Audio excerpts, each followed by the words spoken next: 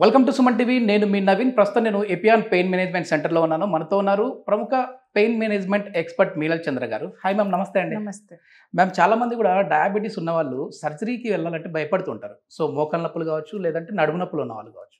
అట్లాంటి వాళ్ళు పిఆర్పికి వచ్చారు అని అంటే వాళ్ళ పెయిన్ అనేది తగ్గించుకోవచ్చు అండి. సి పిఆర్పి ఏ పేషెంట్స్కి సూట్ అవుతుంది. సో డయాబెటీస్ ఉంటే ఇది పిఆర్పి వర్క్ అవుతుందా లేదా ఇది క్వశ్చనే లేదు. తప్పకుండా ఒక ఆప్షన్ ఉంది, పిఆర్పి నాన్ సర్జికల్ ట్రీట్మెంట్ ఉంది. బికాస్ డయాబెటీస్లో అగైన్ ఇన్ఫెక్షన్కి ఛాన్సెస్ ఎక్కువ ఉంది. కొన్నిసార్లు అన్కంట్రోల్డ్ షుగర్ ఉంటే కష్టం అవుతుంది. So PRP meaning platelet rich plasma therapy. ఇది పేషెంట్ బ్లడ్ నుంచి బ్లడ్ తీస్తాను, ప్రాసెస్ చేస్తాము. మోకాలు నొప్పి ఉంటే మోకాళ్ళు, ఆర్ బ్యాక్ పెయిన్ ఉంటే, ఫ్రోజన్ షోల్డర్ ఉంటే, యాంకల్ ఇంజరీస్ ఉంటే, వేరే వేరే ప్లేస్లో ఏ ప్లేస్లో డ్యామేజ్ ఉంటే నొప్పి తగిలింది కోసం పిఆర్పి చేస్తున్నాను. సో దానికి ఏ సెప్టిక్ ప్రికాషన్స్ ఫాలో చేస్తున్నాను. సో ఇన్ఫెక్షన్కి ఆర్ వేరే రెస్ట్రిక్షన్స్ ఏమీ లేదు. ఓకే, యూజువల్గా డయాబెటిక్స్ పేషెంట్స్లో వాకింగ్ చెయ్యాలి, ఎందుకంటే షుగర్ కంట్రోల్ కోసం, ఇంకా మెటబాలిజం ఇంప్రూవ్మెంట్ కోసం తప్పకుండా వాకింగ్ అన్ని చేయాలి. సో మోకాలు నొప్పి ఉంటే, బ్యాక్ పెయిన్ ఉంటే వాకింగ్ రిస్ట్రిక్ట్ అవుతుంది. సో ఈ పిఆర్పి వల్ల తీసిన తర్వాత నార్మల్ లైఫ్ స్టైల్ అలాగే చేయాలి, వాకింగ్ అన్ని చేయాలి. ఇప్పుడు ఎందుకంటే మ్యామ్ ఈ క్వశ్చన్ అడిగాను, చాలా వరకు కూడా మీరు చేసిన వీడియోస్ కింద కమెంట్స్ వచ్చాయి. ఏంటంటే మాకు అన్కంట్రోల్డ్ షుగర్ ఉంది, సో ఒకసారి వచ్చేసేసి 300కి వెళ్ళిపోతుంది, 350కి వెళ్ళిపోతుంది, మెడిసిన్స్ వాడినప్పుడు తగ్గుతుంది కానీ మళ్ళీ పెరుగుతుంది అని చెప్పేసి అంటున్నారు. అట్లాంటి వాళ్ళు ఏంటంటే సర్జరీ అనేది పడింది అని అంటే మళ్ళీ అది పుండు మానడానికి ఇబ్బంది అవుతుంది, ఆ గాయం అనేది తగ్గాలంటే కూడా ఇబ్బంది అవుతుంది కదా అని చెప్పేసి అడుగుతూ ఉన్నారు.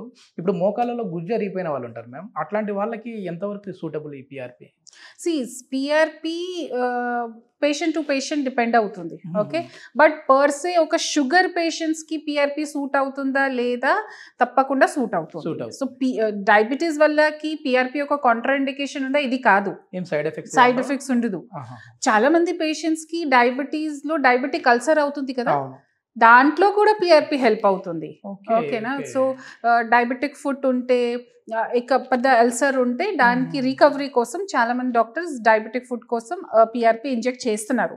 So PRP is a very good. ఇది పిఆర్పిలో యాంటీ మైక్రోబియల్ ప్రాపర్టీస్ ఉంది. సో ఇన్ఫెక్షన్ తగ్గిందికి ప్రాపర్టీస్ ఉంది. ఓకేనా, చాలా ఫ్యాక్టర్స్ ఉన్నాయి. So that is why diabetic పేషెంట్స్లో పిఆర్పి ఇస్ 100% సేఫ్. ఇంకా ఏ ట్రీట్మెంట్స్ కి పిఆర్పిని వాడుతూ ఉంటారండి?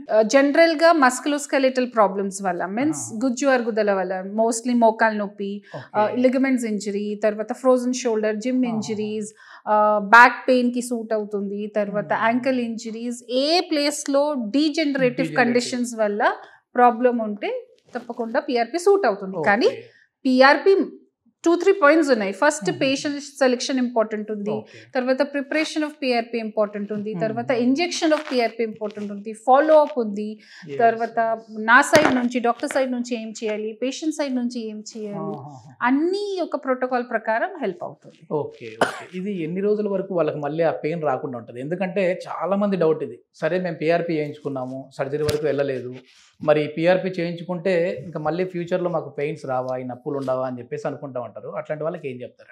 ఫస్ట్ ఆఫ్ ఆల్ ఒక very important point is any పెయిన్కి ఒక రీజన్ ఉంది.